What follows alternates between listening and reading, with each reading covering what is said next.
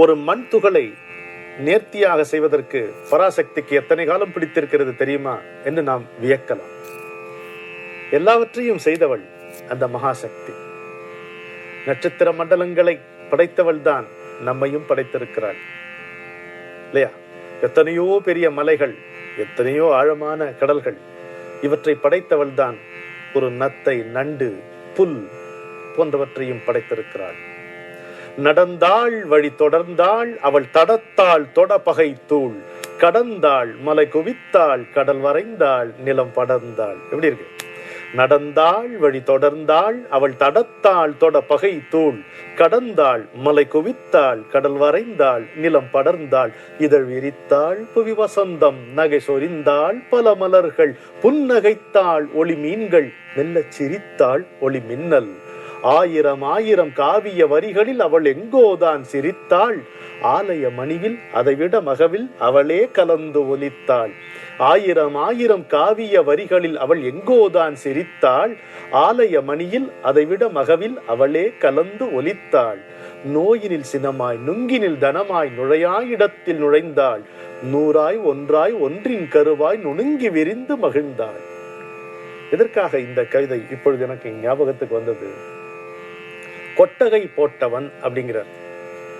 ஒரு அழகான ஒரு விளக்கத்தினுடைய துவக்கமாக இந்த சொற்களை பயன்படுத்துகிறார் மகாபிரிவா. ஒரு இடத்துல உட்கார்ந்து இருக்கிறார். உட்கார்ந்து அடியவர்கிட்ட பேசிக் கொண்டிருக்கிறார். உபன்யாசம் இல்லைங்க, உபதேசம் தான். அது சொற்பொழிவுலாம் கிடையாது. நேராக ஞானத்தை அப்படியே தாரையாக வார்ப்பது. அதுதான் அவருடைய அருளுரை. என்ன சொல்றார்? நம்ம எல்லாம் இப்போ இந்த கொட்டகையில் உட்கார்ந்துருக்கோம். எதனால உட்கார்ந்துருக்க முடியறது? இந்த கொட்டகை போட்டவன் ஒருத்தர் இருக்கணுமோ உண்டா இல்லையா? என்ன இல்லைன்னு சொல்ல முடியும்? ஆமாம் தானே, அதுதானே உண்மை. எங்க உட்கார்ந்துருக்கோம்? ஒரு மனையை போட்டுன்னு உட்கார்ந்துருக்கோம். இது இப்படியேவா பறந்தது? இந்த மனை அப்படியேவா வந்தது? உலகத்துல அப்படியேவா இருக்கு? இதை செஞ்சவன் ஒருத்தர் இருக்கானா இல்லையா? அது பாரு, அங்க இருக்கு என்ன மரம், அது கிளை இருக்கு, அது கீழே விழுந்தா ஒண்ணும் கேட்பாரற்று கிடக்கு. அப்புறம் அதுலேருந்து எடுத்து அறுத்து இதை ஒண்ணு பண்ணிருக்கான் இல்லையா? கிளையா கிடக்கு, மரமா இருக்கு. ஆனா இந்த மனையா இதை ஆக்கின ஒருத்தர் இருக்கானா இல்லையா? இருக்கான். ஆமா, இருக்கான். இது ஒத்துண்டியா? இப்ப திரும்ப கிளைக்கே போலாம் வாங்குறாரு. மரமா இருக்குமா? ஏண்டா, மனையா ஆகிறதுக்கு ஒருத்தன் தேவைப்படுறான்னா, கொட்டகையா இருக்கிறதுக்கு ஒருத்தன் தேவைப்படுறான்னா, மரமா இருக்கிறதுக்கு ஒருத்தன் தேவைப்பட மாட்டானா? அதுவா வந்துருமா அப்படிங்கிறார். எப்படி எடுத்துன்னு போறாரு பாருங்க. அப்ப மரத்தை வச்சவன் தண்ணி ஊத்துவாங்கிற பழமொழி எவ்வளவு ஆழமான பழமொழி பாருங்க. அங்க கூட்டிட்டு போறாரு நம்மள. மனையாகிறதுக்கு ஒருத்தன் வேணும்னா, கொட்டகை போடுறதுக்கு ஒருத்தன் வேணும்னா, மரமாக இருப்பதற்கும் ஒருவன் வேண்டும் அல்லவா? ஒருவனுடைய திருக்கரத்தால் செய்யப்பட்டது தானே இந்த மரம் அப்படிங்கிற. ஆமா பெரியவா, இல்லையா பின்ன? அப்ப இந்த தேகம் அப்படியே வந்துட்டா, நீ கொண்டு வந்தியா?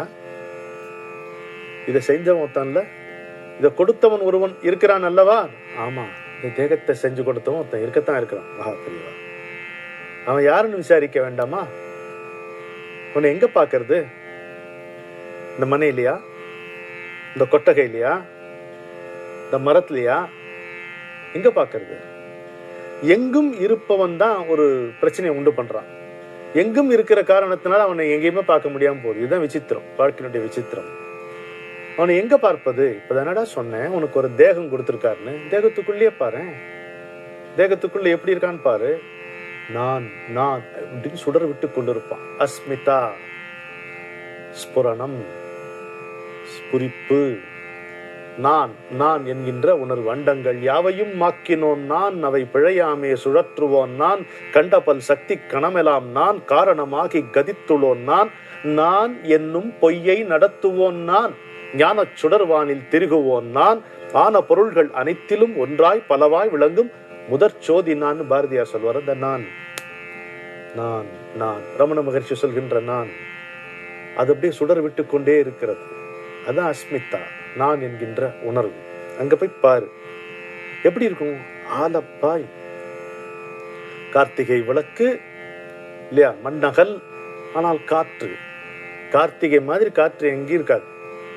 ஆனா இந்த அகல்லாம் கார்த்திகைக்கு தான் வரும். அதான் என் சேலஞ்சு, அதான் வாழ்க்கை, அதான் சவால்.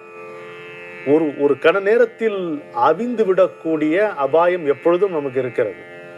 ஆனால் அதை எதிர்த்து நின்று சுடர் விட வேண்டிய உரிமை, கடமை இருக்கிறது. அந்த திறமையும் நமக்கு வாய்த்திருக்கிறது. ஒரு சின்ன மண்ணகல் காட்டுகின்ற உதாரணம் இல்லையா? காற்று மழையும் சூழ வீசும் கார்த்திகை புயல், அது காளியின் நிழல். அப்படி வருகிறது காற்று. சின்ன மண்ணகல் அயராமல் இருக்கிறது. எப்படி இருக்கிறது? அந்த மண்ணகலையும் காற்றை எவன் வைத்தானோ, காற்றை எவன் செய்தானோ அவனுடைய கரம்தான் இந்த மண்ணகலையும் செய்திருக்கிறது. அதிலே முத்து சுடர் போன்ற ஒளியை நட்டும் வைத்திருக்கிறது. அது எப்படி இந்த காற்றில் இருந்து, இன்னொன்னு பாருங்க, இந்த காற்றின் தயவால் தான் இந்த விளக்கிலே சுடர் விட முடியும் இல்லையா? காற்று இல்லை என்றால் தீபம் இல்லை, காற்று ஒரே அடியாக அடித்தால் தீபம் இல்லை. இப்படி இருக்கிறது. அந்த காற்றை செய்தவனுடைய கரம் தான் இந்த இதையும் காப்பாற்றுகிறது, இந்த அகலையும் காப்பாற்றுகிறது.